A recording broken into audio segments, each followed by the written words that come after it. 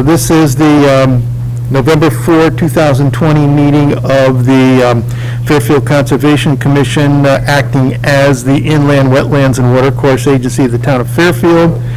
I'll appoint Nelson North to sit as a member for the evening, and we have 5 of us in actual physical presence, and then we have one of our members on the phone.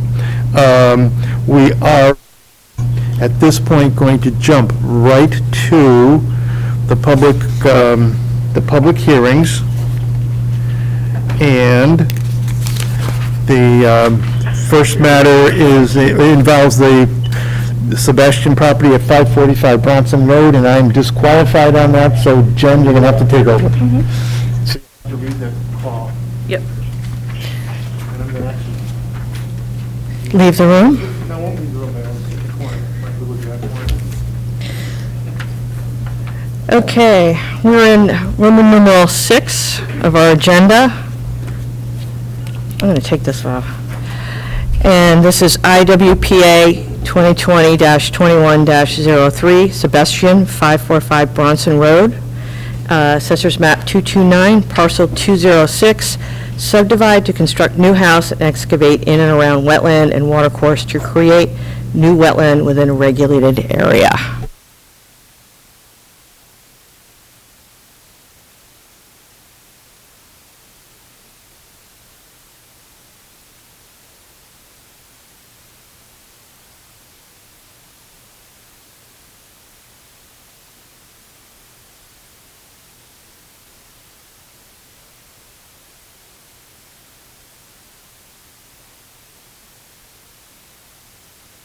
Here we go. Thank you.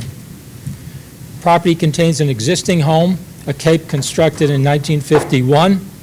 This home is served by public water and sanitary sewer.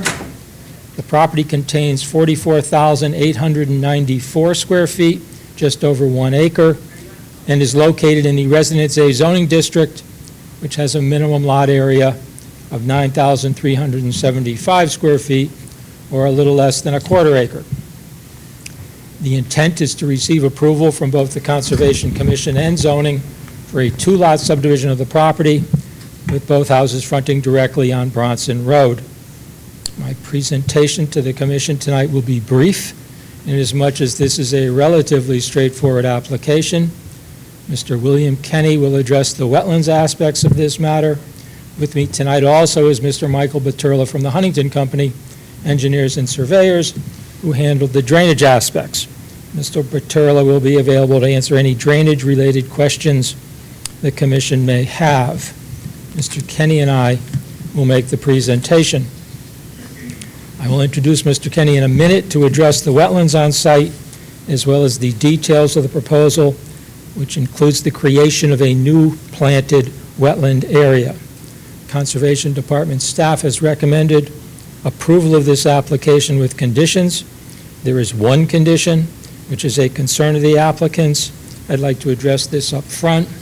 At this point, I'd like to submit a proposed revision of paragraph 4 on page 7.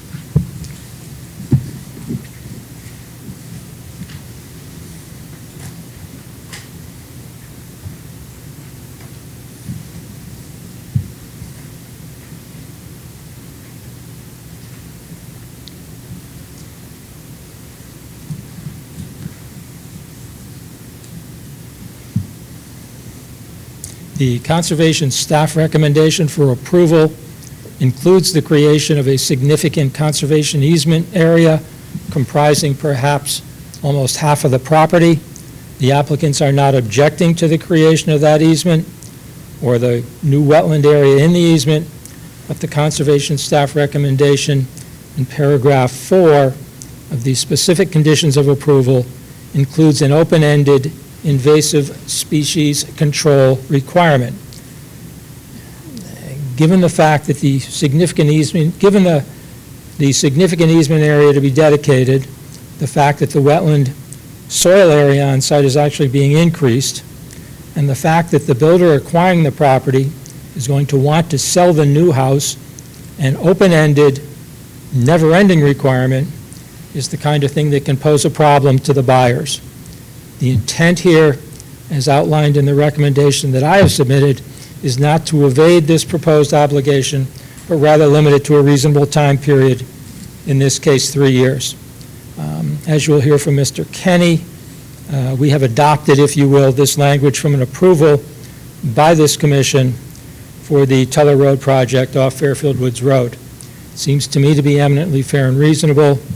I'd urge the commission to replace existing paragraph 4 with the proposed paragraph 4 I have submitted. At this point, Mr. Chairman, I'd like to introduce Mr. William Kenny, a soil scientist, professional wetland scientist, and a landscape architect. Bill.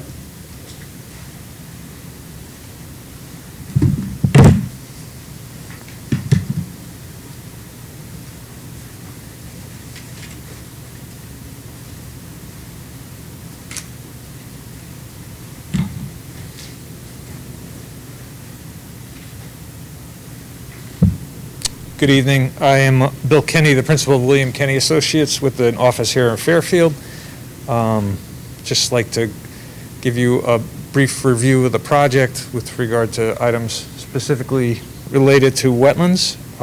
In summary, it's our conclusion that the project will have a net benefit to the wetlands on the property, primarily because we're taking a small 500 square foot man-made wetland and expanding it to something that's around 8,000 or 5,000 square feet, or 4,000 square feet, excuse me. Going to be referencing the drawing that we submitted and prepared, the wetland buffer habitat enhancement plan. It shows the entire property. Today you have one house. The lot is just over an acre. There's one house just west, the property is west of Bronson Road. You have the existing house here built in 1951, and there's a proposed second lot to the south where another house will be constructed. The property sits on the lower side, on the east side of a glacial drumlin feature, and because of that, there's a lot of groundwater seepage on this property in the back where the wetland is. And we've worked on a number of properties along Bronson, and you see in this situation on this drumlin area that you get seepage and these sloping wetlands forming on the slope. And when the house was built back in the 50s, they went in and created some level areas. They cut into the slope, and by doing so, they cut in and intercepted that groundwater, and that's what's created in this situation, the wetland that exists there today. In association with the wetland, and it's a triangular shaped area that's cut into the slope, and it's quite steep on the three sides, moving away from this relatively flat area, triangular area. And at the base of two slopes are man-made drainage channels that pick up water coming out of the slope, convey it to a point here. There's another channel here that conveys it to a point here, at which point it's collected and directed into a pipe, a 6-inch black corrugated plastic pipe that then extends to Bronson Road and connects to the storm sewer in the road. That storm sewer discharges to the Mill River, which is east of Bronson Road. And there's one area that we found where wetland soils have formed over time due to the amount of water and how long it's present there near the surface during the growing season. So that wetland area, which is about 500 square feet, is right here. So what we propose is, and this all is uphill of the existing house and the proposed house, so the improvements that are proposed will not be draining to this, so the potential for stormwater impacts from the proposed house or even the existing house, they drain away, they drain the Bronson Road. It's still important that the stormwater runoff from those improvements is treated and controlled because it does discharge to the Mill River across the street. And the Huntington Company has designed a stormwater management system to control both the water quality and quantity, where they're going to collect the stormwater runoff from the two structures, both the existing structure and the proposed structure, collect that water from those structures and the driveways, put it into subsurface groundwater recharge chambers, and allow it to infiltrate into the ground. On rare occasions when there's an overflow, it'll go into an overflow pipe, which ends up into the stormwater pipe in the street. So we'll manage stormwater runoff from the two lots and ensure that it's properly managed before that water reaches Mill River. But uphill of those improvements is the area where we propose to take this area with the two drainage ditches, the small area of wetland, and expand that by creating a very shallow, flat basin. It's only a foot or two deep. Create a small earthen berm on the east side here and create this flat, shallow area that'll collect water and hold it. We will vegetate it with native wetland meadow vegetation. We're also showing a variety of shade trees that'll be installed around this to, over time, create a woodland in that area. So with the increase in the area of the wetland, changing it from a sloping wetland to a depressional wetland, that will really, that change alone increases how it functions to a significant amount. So it really improves its functionality. As a wetland, it'll hold back more water, which is good because wetlands are, one of their primary functions is to provide flood control, so it'll provide more flood control. By holding back the water, it'll provide more opportunity to clean the water. And by holding that water, it actually improves the habitat. In general, wetlands that are wetter, and this one will be wetter because it'll hold water rather than just letting it run off the land as it does now, tends to have more diversity in the soil conditions and the water conditions, as well as the vegetative composition. So that improves its habitat value. So with that all said, expanding the wetland from about 500 square feet to 4,000, and changing its configuration, treating the stormwater runoff from the property both during and after construction. It is our professional opinion that this will have a net improvement on the wetlands on the property and protect the Mill River that's off-site and east of the property. Thank you. Does anyone have questions? Sure.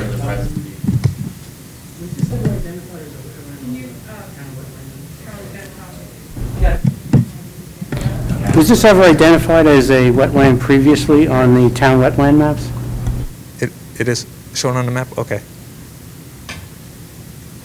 Annette Jacobson. Jacobson, that center area of the triangle is shown as a wetland on the town wetland maps.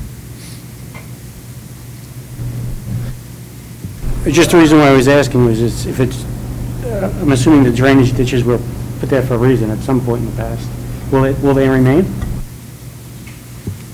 Just the upper part. So in the past, this area has been the central portion, the area within the drainage ditches was maintained as a rough lawn. So I assume they put those ditches in there to keep that lawn dry. And we're going to create that shallow, flat basin here in the eastern portion of the triangle. The two ditches to the west, they'll remain in the direct water into this wetland area. And the rest of those the eastern portions of those ditches will be incorporated into that wetland area. Is the light on your microphone?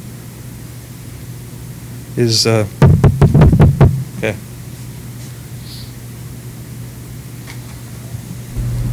Anyone else, questions? Kathy, hearing? It's just not loud. Kathy.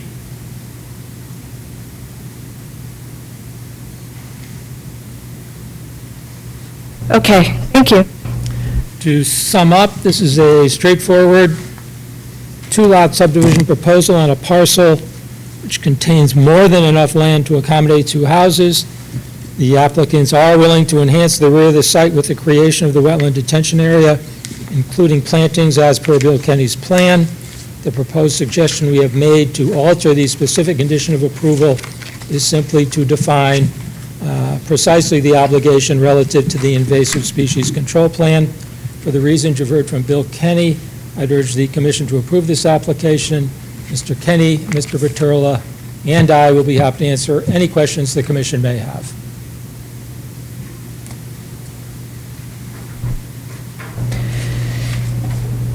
Anyone have questions, discussion? Is anyone else here? This is just, there's no one else here. And that-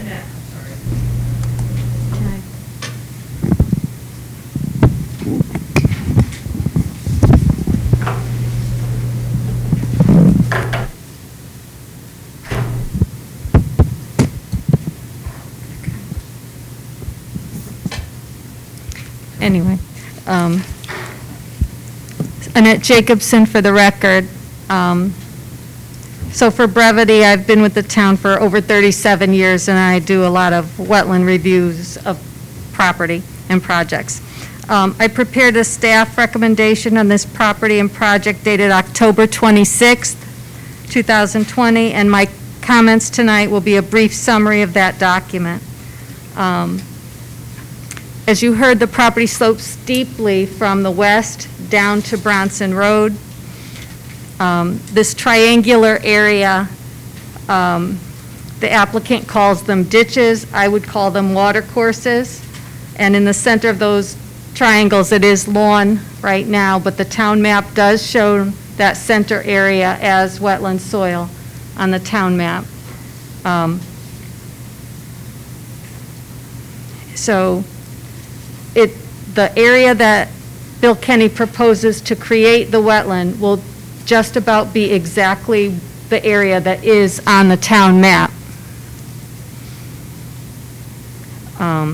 The pipe right now exiting those ditches and the wetland is a plastic pipe, and there were no plastic pipes before the wetland law began, so that area was either repiped or piped without a wetland permit. So that's just a technicality right now with the overall project. We don't have a problem with that. I'm just pointing it out as a technicality. Overall, the nutshell, I do agree with Bill Kenny that this will have a positive enhancement to the project. I have no problem with the house, the new house to the south, and I believe they will demolish the existing house and rebuild that. The stormwater is adequate. I am recommending the conservation easement. We don't go by size, you know, what percentage of the lot it is or how many square feet. That's irrelevant to us. It's what exists on the property. And in this case, you have to cover all of the triangular area. You have to cover the wetland area. It's just what it is on the property. So it is what it is. So that should be in the conservation easement. The only real issue is the invasive species control. This upper area of the property is overrun with invasive species. And if you're going to put a little effort into creating a nice wetland, which I think this will be, you have to have some effort into invasive species control. Otherwise, your whole effort is not worth it. Really, a lot of invasive species out there. And so in my recommendation, I put in, add a sentence into the conservation easement for invasive species control, not a huge report, not, anything else. It was add a sentence into the conservation easement. They've suggested certain language to make it 3 years, and other than the number of years, this just says diminish the invasive species, and they select only one invasive species. That's not acceptable. If you're going to go with reducing it from forever to 3 years, I would recommend at least 5 years, but if you're going to go to a short-term invasive species, it should be all invasive species, whatever they are, and then you don't just diminish them, you totally get rid of them. Whatever they are, for that short time period, you just have to get rid of those invasive species, and whatever effort that takes. That's what you do. You go in, you get them out, and that's it. So we could probably live with a 5-year invasive species control, but it's real control, not diminishment of invasive species.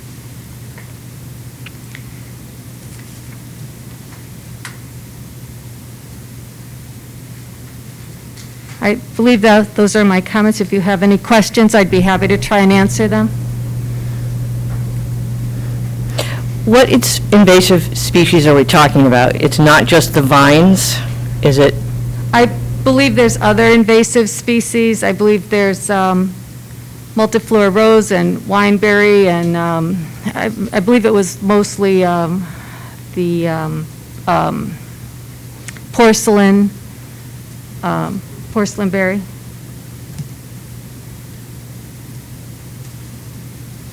So this is just limited to invasive vines and nothing else? Right, and they had really, everything other than the lawn was invasive species. It had just taken over. There was a difference between when Mr. Kenny had written his report earlier in the year to when this was submitted and I went out there. There was a change in the invasive species. They had, you take an inch and they just go. So, not to say it wasn't right when he wrote the report. I'm sure it was right when he wrote the report. I'm saying the invasive species are aggressive.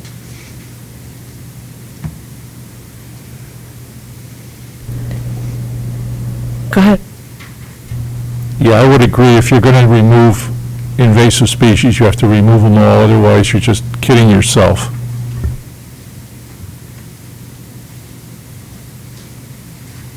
Anyone else? Does Kathy have any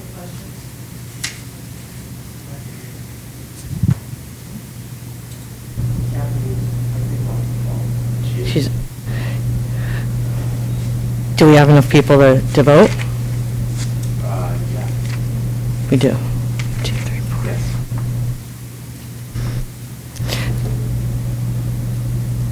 Attorney Fitzpatrick, anything else? Please, Madam Chair, if the language that we proposed is a problem, I don't have any difficulty utilizing the original language and just adding a time limitation. If you want to say, it's very important on this site, the easement requires periodic invasive species control for a period of 3 years, that works for my client. All I'm trying to do is to put a time frame on it. I just don't think it's fair to have periodic invasive species control without some end. My client has to sell these houses. It's simply an open-ended, perpetual obligation. I don't think it's fair and reasonable. I'd be happy to use the language that Ms. Jacobson put together, but with a specific period. I propose 3 years, she proposes 5, whatever the commission thinks is fair. But I just am asking that there be a time frame. Thank you. Thank you. Annette, anything else?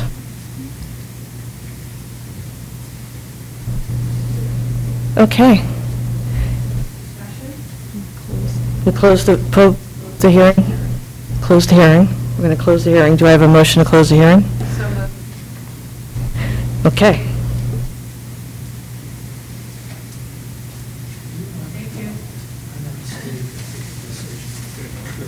5-minute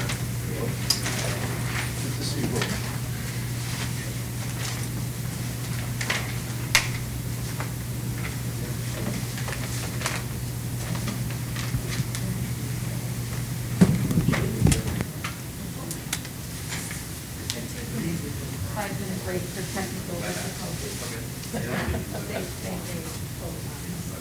They may go. Okay. I'm going to hang around. I love it here.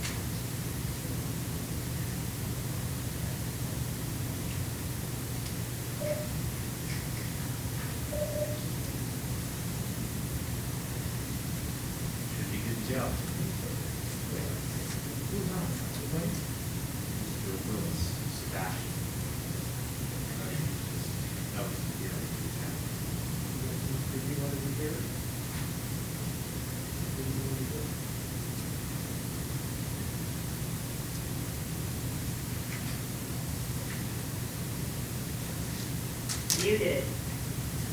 Unmuted.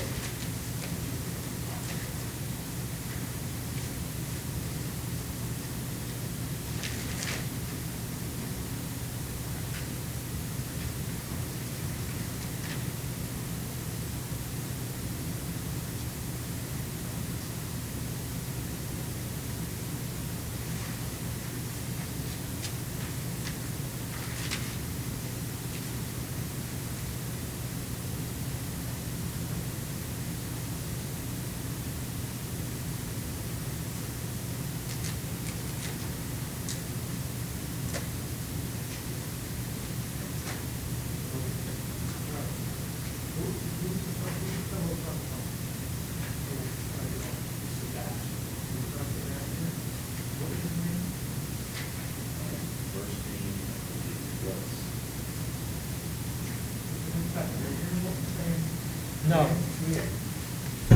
We had some technical difficulties on that call. There were supposed to be 5 people, including Mrs. O'Donnell. She was unable to hear anything. Gary, William, Sebastian. And then, so Gary Sebastian was on the call? So the client said, so that's not, that really is not really an issue then, we don't have to worry about negative input from him, correct? Okay, all right.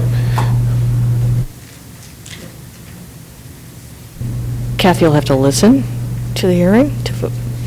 Kathy was not able to listen, she couldn't hear anything. Right.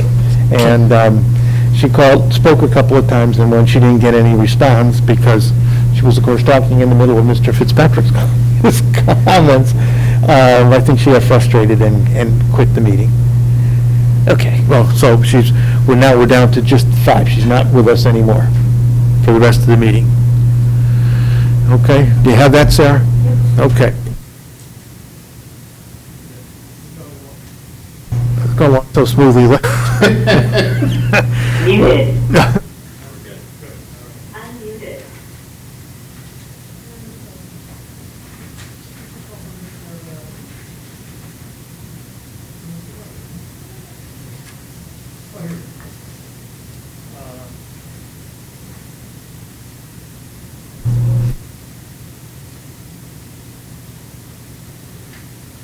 Jen, do you think you were going to make a decision on that tonight? I think so. I only see Mr. Fitzpatrick waiting here, and if you're not going to, No. I mean, that's what, you're waiting for a decision if Yeah. you're going to make it? We could do it right now. Did you want to wait until the end of the other, or? Well, why don't we take care of Mr. Weber? And then we'll take all of them. Sure. Okay? All right, so next item is IWPA 2020-21-04, Weber, 957 Fairfield Woods Road, Assessors Map 74, Parcel 10, fill wetlands for a new driveway crossing and construct a new pool and patio within a regulated area, and the staff recommends approval with conditions. Good evening, thank you. My name is Bill Pollack, a landscape architect. The landscape architect, I'm with Keith Simpson Associates. This property at 957 Fairfield Woods Road, the plan that I've put up here is the existing conditions survey. North is facing down on the page. The property is about a half an acre, 21,867 square feet. There's a wetland, section of wetlands on the west side of the property that's about 5,500 square feet, and it abuts Lemon Court, which is a separate driveway access off of Fairfield Woods Road that leads to a property in the rear. This is in the Grasmere Brook Watershed.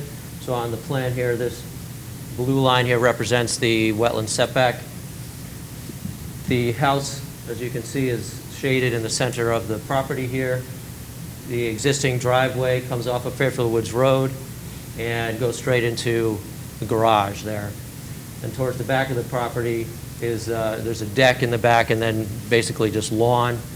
And currently the property slopes towards the wetland, towards Lemon Court.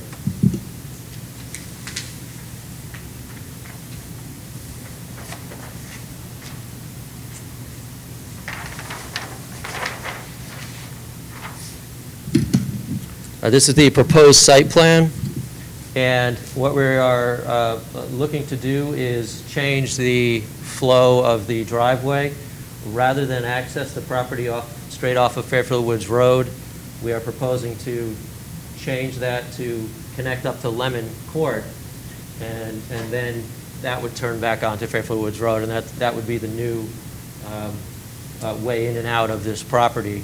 And what that does is, currently, it's rather difficult to get in and out of the property safely. It certainly has been manageable, but it happens to be on a curve on Fairfield Woods Road and very close to the Lemon Court roadway as well, only about 60 feet from the existing driveway curb cut to Lemon Court. And usually, we try to limit the amount of curb cuts along a roadway for safety. The more cars that are pulling out of various driveways, the less safe it tends to be for not only the cars pulling in and out of those driveways, but for cars passing by. So it's certainly a more safer approach to be able to utilize a wider existing driveway that already has property, another property coming off of it. And then it virtually eliminates that curb cut, which is close by to Lemon Court. But in order to do this, we do need to fill a section of wetland, which is on this side of the property. It's about 975 square feet of proposed wetland fill. Currently, the existing wetland is virtually lawn area. It's basically sloping lawn into a lower portion along the edge of the roadway. There are some invasive species as well. There's right along the edge of Lemon Court, there's basically a tree line. There's some red maples, but there's some Norway maples, invasive Norway maples. There's Oriental bittersweet vines growing. There's some multiflora rose, and there's some Japanese barberry in there as well. But the majority of it is basically lawn, and it's regularly maintained as lawn, mown regularly, and all that comes along with maintaining the lawn. So what we're proposing to do is create this new driveway crossing, but then convert the lawn area into a much more environmentally friendly and better habitat wetland system by taking out the lawn, by taking out the invasives, and creating a wetland meadow. So we would plant it with native vegetation and a native seed mix as well, including wildflowers and grasses and some shrub seeds as well, to try and really enhance this wetland system greatly. It's mostly in full sun, actually. A lot of this wetland on this property actually is in full sun, so that is an added benefit. We have a lot of wetlands that are often in wooded areas and shady areas, including here on the other side of Lemon Court is a large wetland system that is shaded, but it's functioning very well as in its own right. And this would add to that habitat by being a section of wetland meadow that happens to have some more sun associated with it. We are proposing to convert that, not only convert it into a native planting wetland system, but put it into a conservation easement as well. So this section, the remaining section of wetland on this side of the driveway, and the smaller section on the other side of the driveway would also be into a conservation easement. We're proposing to install a split rail fence along the easements to delineate that. In addition to that work, we are proposing a pool in the back of the property. We can cut it into the grade, so we have a little bit of existing slope. We have a small seat wall on the upper side. We level it out for the pool area, and then a little bit of retaining on this side. And what we're proposing there is basically boulder slope, and they're only about 2 feet high or so, and then that abuts then the wetland system. All of the drainage is being collected and sent into a new rain garden that we are connecting to the wetland system. You'll see an engineering report submitted with the application. We did receive some feedback from the town engineer. She had concerns about the location of the rain garden, its proximity to Fairfield Woods Road. So we understand that. We appreciate that concern. So we're very much prepared to change the location of the rain garden from this side of the driveway and just push it to that side of the driveway. Doesn't really change anything to do with the drainage or the engineering or necessarily the calculations involved. We know we're elevated throughout here, so to create the rain garden in that area is very manageable. We're open to that, and we're certainly ready to accept that. There are some minor improvements as well. We'll do some planting in the general vicinity of the house. We'll do some planting in the areas of the pool. And certainly, we're proposing erosion controls throughout the construction process, and to make sure that any adjacent properties and the wetlands themselves are protected. I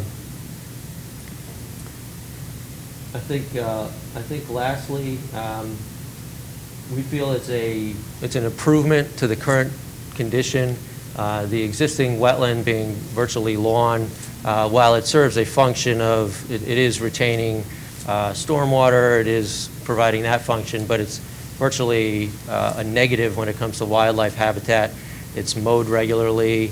It's potentially, open to being treated for, weeds that would normally get into lawn areas, and not to mention the other invasives that are in there as well, the other invasive species. So we believe converting it into a native plant habitat certainly improves it for wildlife, birds, pollinators, and then of course there'll be the connection to the wetland system on the other side of Lemon Court. So we believe it'll be an enhancement to the property as a whole. We're happy to answer any questions. I heard you mention split rail fence to demarcate the wetland area, I guess the conservation easement area. But I also thought that Annette had said she wanted it, or the staff had said they wanted it a low stone wall. Is it both, or is it one or the other? Certainly in the areas where we needed the boulder retainage, it would also demarcate the edge of the conservation easement. We are open to extending that if requested. But what we show on the plan is the conservation easement being delineated the entire way by a split rail fence, and then where we have changes in grade, particularly by the pool area and by the driveway, we're showing boulders. Ms. Jacobson, do you want to comment on that? Make sure we have a meeting of the minds on that before we go further? Annette Jacobson, because the project is phased, the driveways go first, it's going to be split rail fence along the wetland, and that's fine. And then when they do the pool, they'll add the boulder stone wall in the section only where the pool is. So we're recommending approval as they've proposed it. The only change would be the relocation of the rain garden. So really the stone wall won't be the whole all over area, just where it's marked now on their proposed plan? Right. Okay. You had a pretty comprehensive discussion. Do you have any other comments you need to make? I'm speaking to, for the record, I'm talking to Ms. Jacobson. Yes.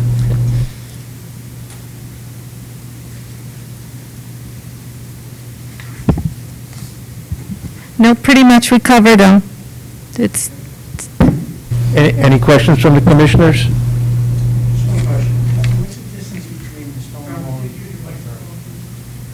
What's the distance between the stone wall and the pool? It looks, on the map, it's about 5 feet. Is that enough? Roughly around 5 feet, yeah. The boulders typically tend to be about 3 feet around in all direction, and we bury a portion of it. But the top of it is probably about 3 feet or so, and we'll be a few feet off of that with a bit of room there for planting as well, and for access around it.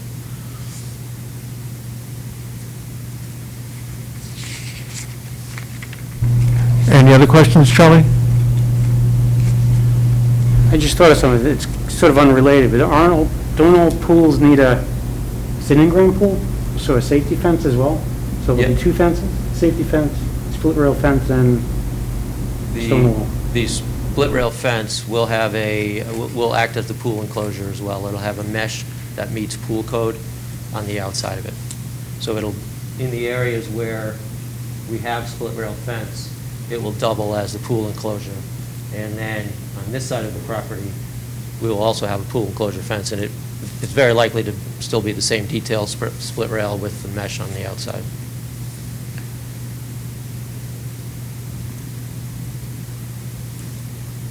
Any other questions, Shirley? Nelson, anything? Anything? Okay, any closing comments? That's all I have. Oh, there's some people online. Let's see if any of them want to be heard.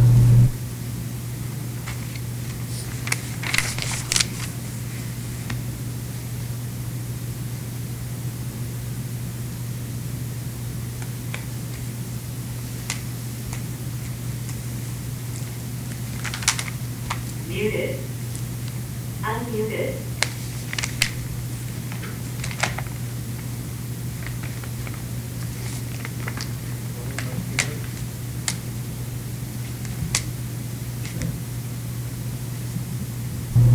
Any reason not to close the hearing? Motion to close the hearing? So moved. Second. All in favor? Aye. Thank you.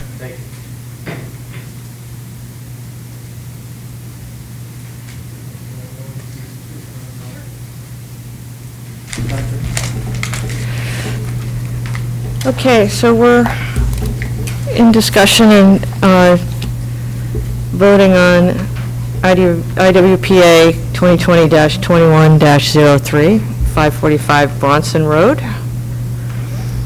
Does anyone have any discussion they want to have on that? We're really talking about invasive species and 5 years. Yeah, just as long as we're talking about all invasive species, I think that's important, and I don't know the difference between 3 and 5 years in terms of real estate value, what the impact would be, how long do people own a house, and it would seem to me if you're going to manage invasive species, as a homeowner, you want to do it anyway. No. Charlie? I think 5 years makes sense. They'll be back at year 6. There's nothing you can do about it. Yeah. Is that on? I agree. I think control is a lot better than diminish, and I think 5 years is good to go. I agree as well, and I think 5 years is reasonable, and I appreciate the willingness to do a certain number of years in all species. The original language in paragraph 4 in the specific conditions of approval. Anyone else, any other discussion? Do we have a motion to approve with the specific conditions of approval 1 through 4 as originally drafted, except for adding for a period of 5 years? And all invasive. It does say all, doesn't it? I don't know my glasses. Hold on.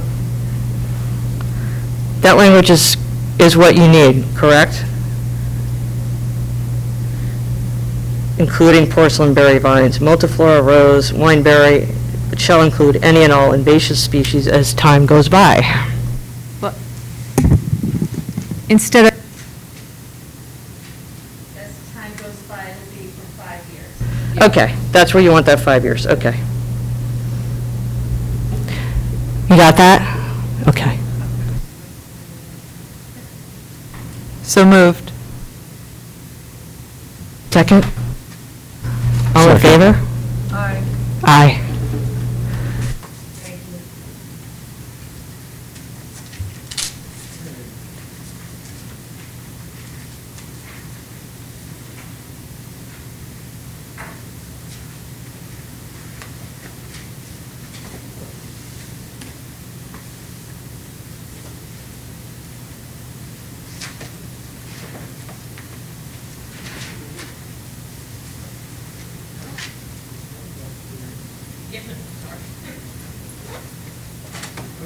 move on then to, take up the matter. The application is to fill wetlands for the driveway crossing, construction of pool and patio. Again, recommended approval of conditions. The conditions to be satisfactory and acceptable and agreeable to the applicant. So do we have a motion to approve the application as filed with the exception of changing the location of the rain garden from the north side of the driveway to the south side of the driveway? Yeah, moved. Second.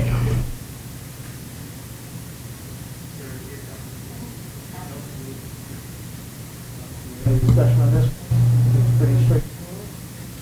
Everybody in favor? Aye. Anybody opposed? Conditional. Let's go back there to, approval of bid on order 17,020. Did everyone get a chance? Look at it, was anybody for corrective or addition? We all set with that? All in favor? Aye. And then, are we all in favor of paying the recording secretary's bill? Yes.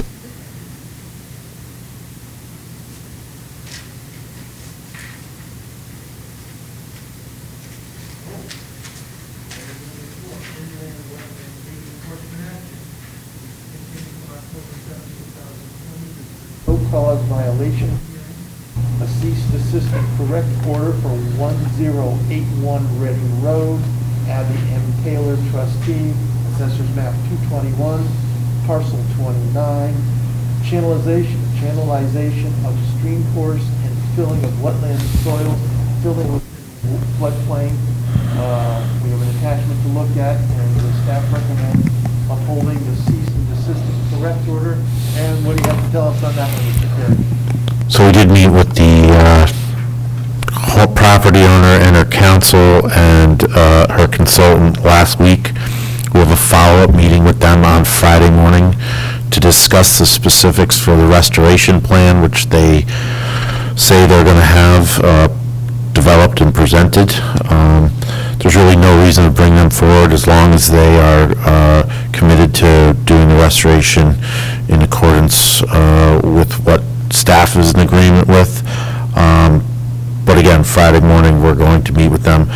The main issue is that they've taken basically boulders, field boulders, and have channelized the portion of the brook that runs directly west of her property, southwest on her property off of Bronson Road, so that we do have a concern about the filling in the flood zone and how that might impact downstream properties. They've agreed to entertain the idea of removing all of that and renaturalizing the area with plantings, but we are going to, again, meet with the consultant out there on Friday morning to kind of come up with a plan to mitigate that.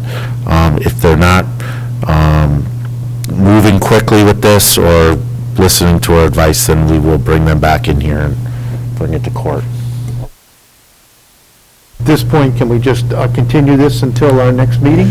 Yes, we told them that, we don't want this to turn into a thing that's going to be months and months and months on end. It's readily apparent that the boulders that are there were placed there with a machine because they're all scraped up and put there, so there's really not a lot to be arguing from that perspective. We do want to see them remove all that and put a stabilization plan in place, and the sooner that they do that, the better off we will all be.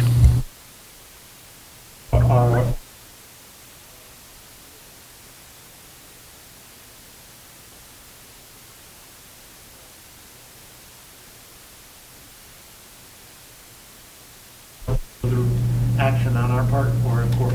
Is everyone agreeable with that? Yes.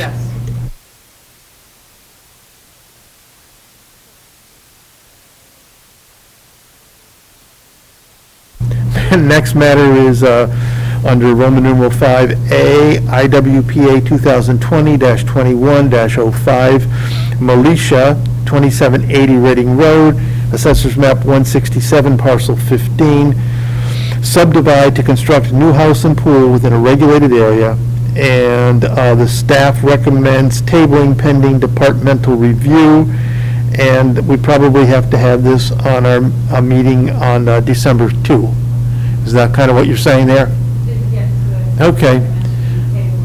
All right. Are we all in favor of tabling it and tentatively scheduling it for December 2? Yes. All in favor? Aye. Aye. Anybody opposed? No. All right. Then we'll get on to B, Roman numeral 5B, new business, request for release of performance bond. A is IWP 2016-17-12, SIA, 63 Hill Farm Road, and it's a request of Michael Sia for final release of $2,000. All in favor on that? Aye. Okay. Next is IWP 2017-18-18, LEM Construction, 278 Pansy Road, construct a new house within a regulated area. Request of Lucas Papa George for final release of $1,000. We all on board with that? Yes. All in favor? Aye. Yep, all right. And then IWP 2019-20-03, Brook Lawn Country Club, 500 Algonquin Road, Emergency Bank Stabilization Project. Request for a partial release of $14,000. The remaining balance will be $3,900. You want to fill us in, Annette, on why we're holding something back, or is that Brian's? That's mine, so the Okay. plantings need to be established a little bit more after we had put into the bond 2 years based on the nature of the floodway in that area, and they're in agreement with that. Okay, is everybody except Ms. Jones in favor? Even Ms. Jones is in favor? Okay, You asked the question I was going to ask. okay, all right. It was good. All right, so we're all in favor? Aye. All right, okay. Any opposed? All right. All right, then, next item under new business is the monthly wetland business update for the agency. That's an FYI, unless anyone has any questions or comments. Alrighty, and then we would go into our public hearings. We've held both of them. We've made both decisions. Do we have any other? All in favor of adjourning this meeting? Aye. Okay, but we don't get to go home.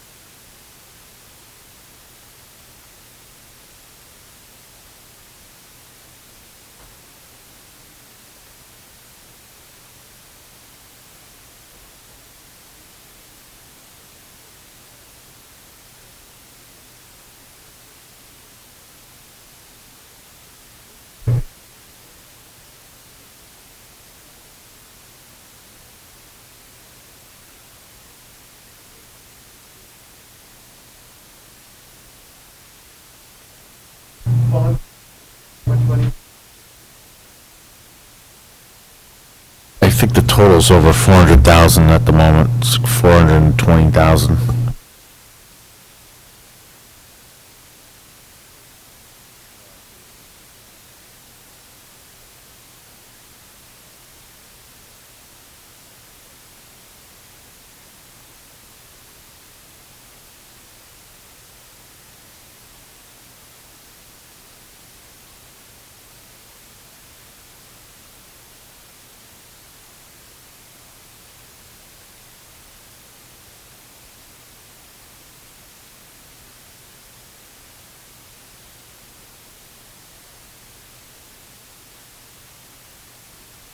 So as of the September statement,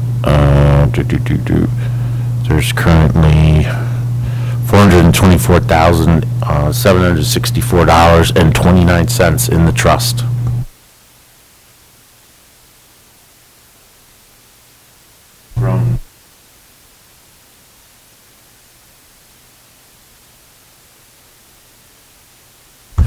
also doesn't include, sorry, that also doesn't include a reimbursement that we're still waiting from the DEP regarding the latest property transfer of 760 Oldfield Road. Oh, the saw property. Yes, we're still working through the survey with them. Still on the survey? Yes. Mrs. Saw died a couple of weeks ago. Oh, she did? Yeah. I'm sorry to hear that, but their survey, it's a back and forth with them about what they want to do before they will release the easement to us, so that we can ultimately file on the land records, and then take all that information, and then send it to the state.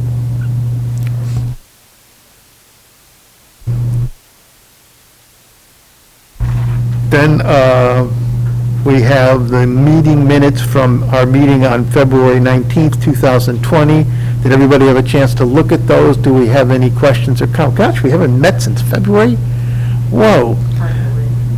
Okay, yeah, that's COVID for you. All right, any questions, comments? We all in favor of the meeting minutes? Nelson, you okay? Yeah. Oh, okay, all right. All in favor? Aye. All right. And are we all in favor of approving the secretary's bill? Yes. Okay. You did pay that. That was paid, okay.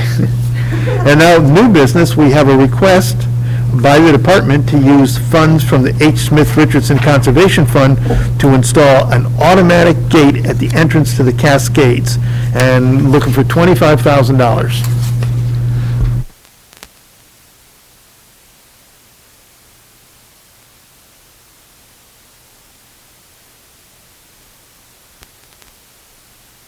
So Brian's handing out a proposed contract from the Eagle Fence Guardrail Company, I guess it is. So just a background on this. I've been trying to get this done for the better half of 3 years, every year towards the end of the year, to see when there's money left over the budget. We don't really carry a lot of capital type of expenses in the budget, such as a fence like this or cars or anything. They're normally removed for the budget. What we normally have in the budget is basically maintenance and operating expenses. So it's kind of hard to find $14,000 in the budget during a particular time of year if something comes up. This has been becoming more of a pressing issue over the past, I would say, 2 years, but especially over the past year, as new people have moved into the neighborhood. Up on Primrose and other areas, there's been a lot more calls to the police department and the conservation department about, I guess, people just accessing the area, but going in there at night and maybe partying, or, things change, new people move in, different personalities. So we had closed the area after the pandemic, because it was not a manned location, and it's very hard to control who is going in and out of there. And since we were limiting most of the open spaces and parks to residents only, the Cascades have been closed. The neighbors got very excited about that prospect. The people who visit the Cascades didn't get very happy about that prospect. It has allowed us to do a lot of maintenance up in the Cascades. That's kind of been foregone over the couple of years because of just the incredible use of the property. But one of the things, again, that's been an issue is the actual closing and opening of the gate. All our open spaces are open from dusk till dawn. So it's a real burden to have the police go up there on a daily basis to open this gate at dusk and close it at dawn. And the neighbors have been just calling the police department and conservation more frequently than they have in the past about the gate closure. In order for my department to do it, we have to actually bring people in overtime. It just doesn't make sense. The cops, the police department, I guess they have limited resources, and they'll start to do it, and then something comes up, and then it just doesn't get done, and then months go by and it's just not getting done. I always had similar issues to this in Stratford, to tell you the truth. So I've been investigating this gate. I went out to bid, no one bid it, and that was in the May-June timeframe. By the time the purchasing agent gave me an answer, if I could just go out to the state bid list, it was July, the money was gone because the budget season was over. So I'm getting these calls constantly now. I actually went to the administration. I read basically the trust agreement. Trust agreement allows the Conservation Commission and the town to use the money for conservation-minded projects or conservation projects. That's not really well defined. I will say, since I've started working here in 2015, that money has only been spent on open space acquisition. I mean, my opinion is that that's kind of a revolving loan fund. We buy property, we sell property, those funds go back in there. I don't want to be, I guess in the past it's been used to pay for, seasonal workers and things like that. I haven't done that. But this is something that is an immediate need. If I go through the budget process and put something like this in the budget, it's enough of a number that's going to move the number to going into the budget that they're going to say, well, what do you need that for? And, well, so it's not a lot of money. The gate is actually $15,000. I was asking for $25,000 because of the electrical hookup. I am going to have to put a new telephone pole there with a drop wire and conduit and the whole thing. This does have to go in front of the Board of Selectmen for their approval as well. But I do think it's a general need for the area, and I think that this would go a long way for placating the neighbors who have been more vocal than they used to be.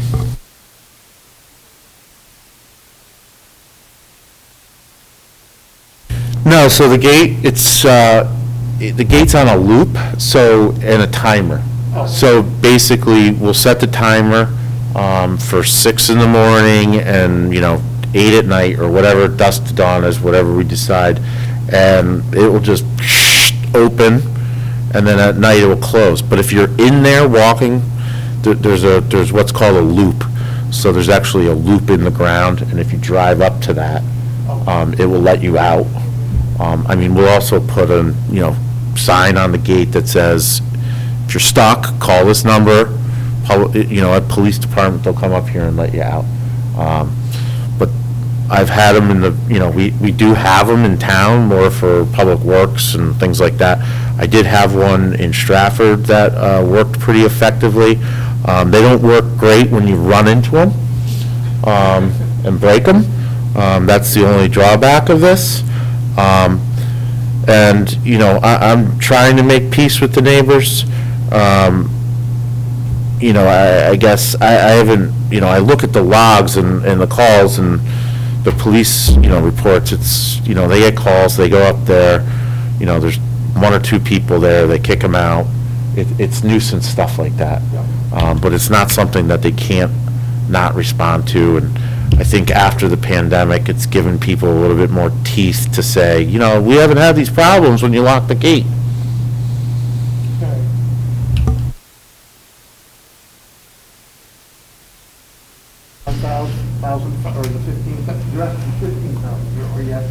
No, so the 15 is for the gate, and then I got to put the electric on. But I will say this, I currently have one property out to bid on the town website. That's a orphan piece of property, and hopefully that money is going to go back in the trust fund. And then there's 2 more surplus property sales that are coming up, and hopefully those are going to go to the trust fund. So I'm basically asking for a loan.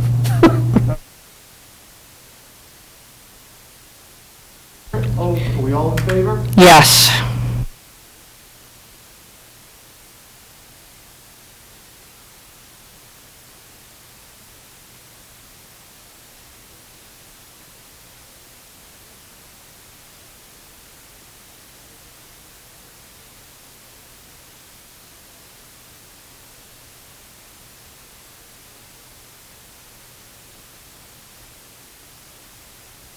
Yeah, so we normally set that. I was talking to a member of the commission today, who shall not be mentioned, and I said normally they put together a subcommittee for the nominating committee.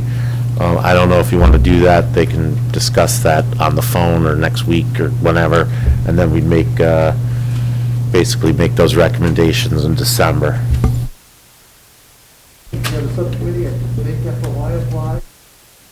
That's right. You got to notify. I don't know if you needed, as much as you just need a nominating person to take it into account. I don't know. Annette, how have you guys, I think we've done this differently in the past. We haven't had.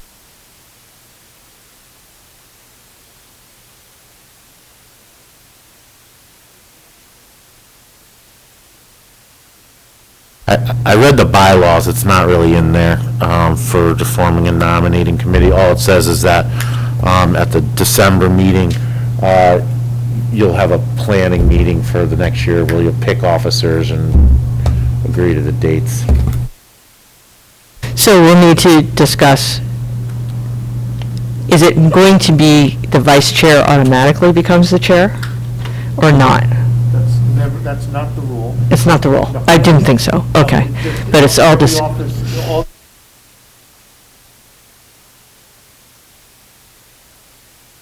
the vice president doesn't. oh, No, they're not. got it. Everyone stands in the line.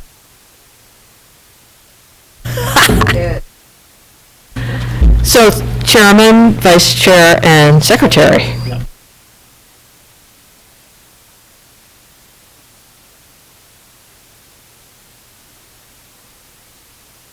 You have one more meeting? One more meeting.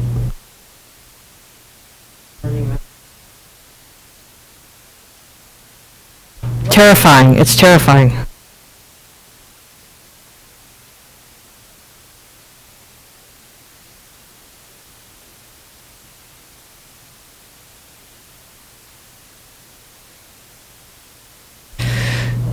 So everybody should think about it before the next meeting.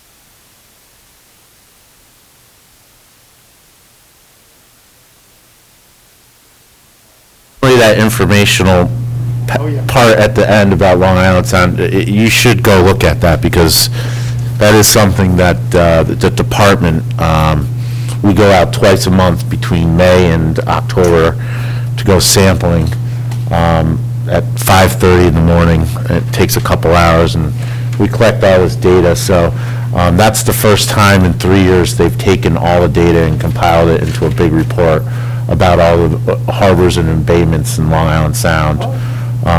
So you'll see our score in there, which is a C+, which isn't great. But, you know, we're still doing the sampling, and, you know, we're going to try to take that data and condense it down so that we can figure out how to improve our water quality and incorporate that also into the Mill River Watershed Plan. But Nelson normally does see us out there, since he's retired and he's going fishing and we're going out there working, so. No, I am not getting paid to go out there. Everyone else around me is getting paid. So we get a grant every year for $16,000 to do that work, and it's worked out.